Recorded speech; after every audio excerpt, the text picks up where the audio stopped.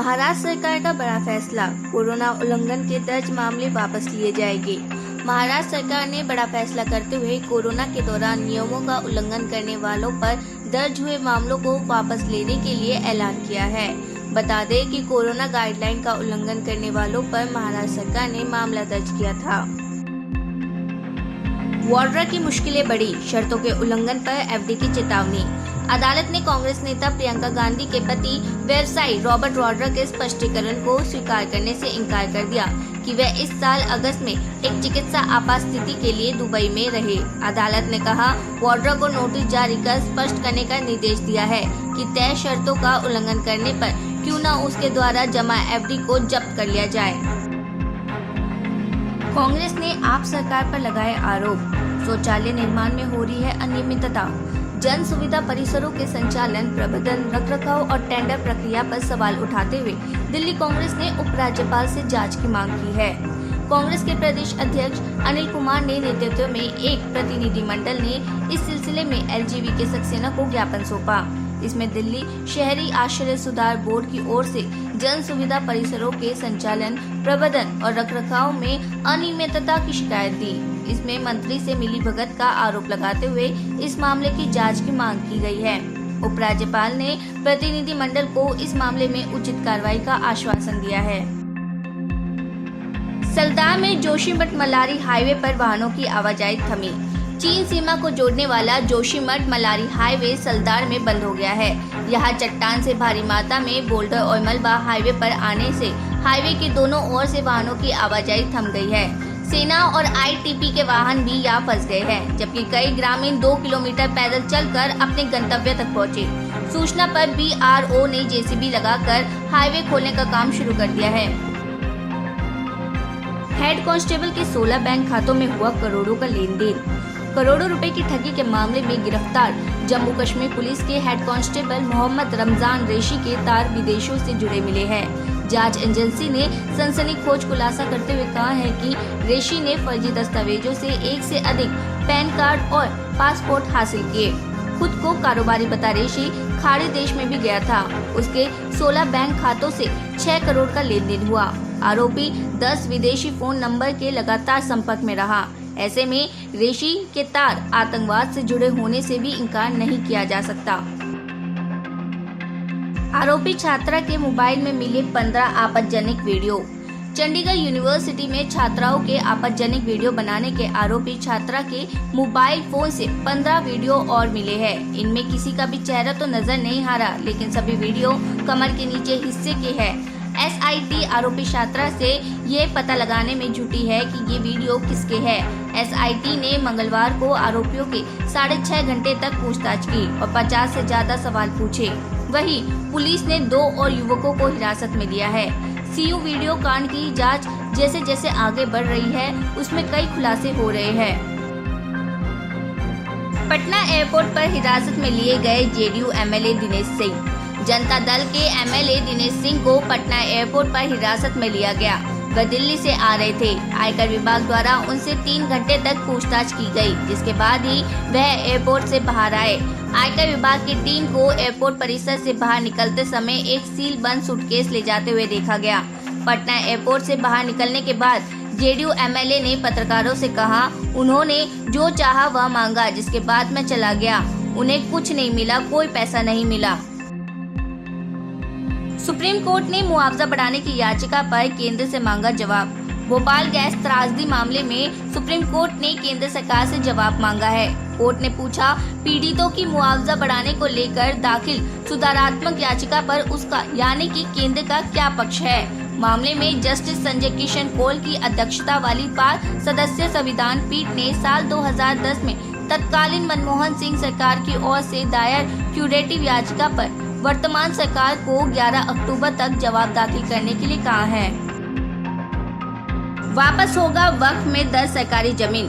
प्रदेश सरकार ने 33 साल पुराना आदेश रद्द करते हुए वक्फ में 10 सरकारी जमीन का प्रशिक्षण करने का आदेश दिया है। अगर कोई सार्वजनिक जमीन वक्फ संपत्ति में दर्ज कर ली गई है तो उसे रद्द कर दिया जाएगा और वह राजस्व विभाग में मूल स्वरूप दर्ज किया जाएगा। सरकार के इस आदेश के परिप्रेक्ष्य में अल्पसंख्यक कल्याण एवं वक्त अनुभाग के उप सचिव शकील अहमद सिद्दीकी ने सभी मंडलायुक्तों और जिला अधिकारियों को पत्र भेजकर इस तरह के सभी भूखंडों की सूचना 1 माह में मांगी है। साथ ही अभिलेखों को भी दुरुस्त करने के निर्देश दिए हैं।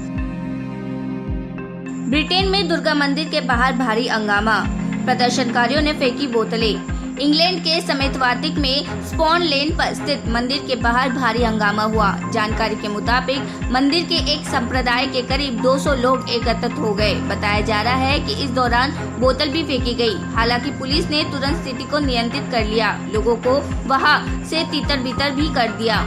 स्थानीय मीडिया के मुताबिक सोशल मीडिया पर एक जानकारी शेयर की गई थी। इसमें कहा गया कि स्पून लैंड पर दुर्गा भवन मंदिर के बाहर प्रदर्शन के लिए एकत्रित होना है। हालांकि शांतिपूर्ण विरोध का आह्वान किया गया था। इसके बाद सैकड़ों की संख्या में मुस्लिम समुदायों के लोग एकत्रित हो गए। हंगामे की स्थिति को देखते हुए पुलिस को सूचना दी गई। मौके पर भारी संख्या में पुलिस बल तैनात रही। चीन ने पाकिस्तान को दिया लड़ाकू विमान। भारत के राइफल विमान को टक्कर देने वाली चीनी J-10C फाइटर जेट की दूसरी खेप भी पाकिस्तान को मिल गई है। वर्तमान में पाकिस्तान की सेना के पास ये सबसे मजबूत हथियारों में से एक है। पाकिस्तान को चीन से पहली खेप मार्च के महीने में मिली थी, जिसमें 6 फाइटर जेट शामिल थे। जिसके बाद अब दूसरी खेप में 6 और फाइटर जेट मिलने के बाद पाकिस्तान में इनकी संख्या 12 हो गई है। अमरावती मर्डर केस में चार्जशीट दाखिल करने के लिए NIA को 90 दिन का समय मिला। मुंबई की विशेष अदालत ने अमरावती मर्डर केस में चार्जशीट दाखिल करने के लिए NIA को 90 दिन का अतिरिक्त समय दिया है। अदालत में NIA ने चार्जशीट दाखिल करने के लिए समय मांगा था। बता दें कि 21 जून को अमरावती में फार्मिस्ट उमेश कोहले की हत्या कर दी गई थी। इस मामले में अभी तक 10 लोगों को गिरफ्तार कर दिया गया है। बता दें कि इस मामले में NIA ने बीते दिनों वांछित आरोपी शहीम अहमद फिरोज अहमद की गिरफ्तारी के लिए सूचना देने वाले को 2 लाख रुपए के इनाम की घोषणा की है। अहमद को 2 महीने से फरार है। लुधियाना के जेल में नशा सप्लाई। पंजाब के लुधियाना में STF ने एक पुलिस अधिकारी को नशा की तस्करी मामले में नामजद किया है।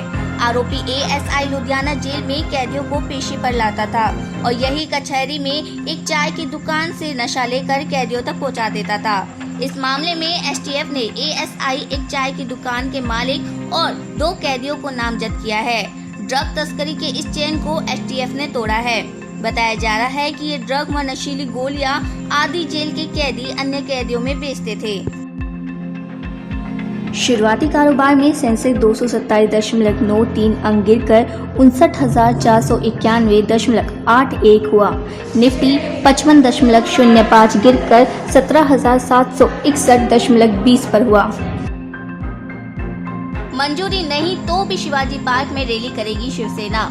उद्धव ठाकरे के नेतृत्व वाली शिवसेना ने कहा है कि BMC की मंजूरी मिले या नहीं, वह शिवाजी पार्क मैदान में पार्टी की सालाना दशहरा रैली करेगी।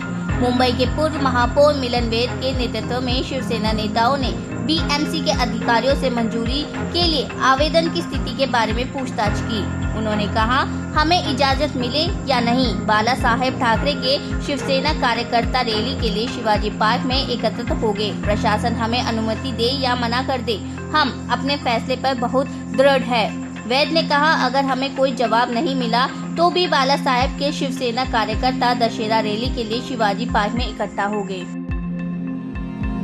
मशहूर कॉमेडियन राजू श्रीवास्तव का बुधवार को निधन हो गया। उनका 42 दिनों से इलाज चल रहा था। उन्होंने दिल्ली के एम्स में आखिरी सांस ली। जिम करते हुए उन्हें कार्डियक अरेस्ट हुआ था। लवली प्रोफेशनल यूनिवर्सिटी में छात्र ने की सुसाइड, स्टूडेंट्स का प्रदर्शन। फगवाड़ा के DSP जसप्रीत सिंह ने कहा कि कल शाम 5:30 बजे लवली प्रोफेशनल यूनिवर्सिटी से सूचना मिली कि प्रथम वर्ष के एक विद्यार्थी ने आत्महत्या कर ली। हम मौके पर पहुंचे, जहां हमें एक सुसाइड नोट बरामद हुआ, जिसमें उसने आत्महत्या के पीछे कुछ निजी कारण बताया। आगे की कार्रवाई जारी है। रूस यूक्रेन युद्ध में मारे गए 5,900 से ज्यादा नागरिक। UN ने बताया कि रूस के युद्ध के कारण यूक्रेन में 18 सितंबर तक 14,532 नागरिक हताहत हुए हैं। युद्ध में कम से कम 5,916 नागरिक मारे गए हैं और कम से कम 8,616 घायल हुए हैं। जम्मू कश्मीर में कई जगह एसआईए की छापेमारी जारी। जम्मू कश्मीर में आतंकवादी वित्त पोषण के एक मामले में राज्य जांच एजेंसी जम्मू के भटिंडी इलाके में छापेमारी कर रही है। अमेरिका शिकागो की आवासाई इमारत में विस्फोट। शिकागो की एक आवासाई इमारत की शीर्ष मंजिल पर हुए एक विस्फोट में कम से कम 6 लोग घायल हो गए। अधिकारियों ने ये जानकारी दी। उन्होंने बताया कि सुबह 9:30 बजे से कुछ ही क्षण पहले साउथ ऑस्टिन में 36 इकाई वाले अपार्टमेंट में ये घटना घटी। शिकागो अग्निशमन विभाग के मुताबिक मौके पर कम से कम 10 एम्बुलेंस भेजी गई।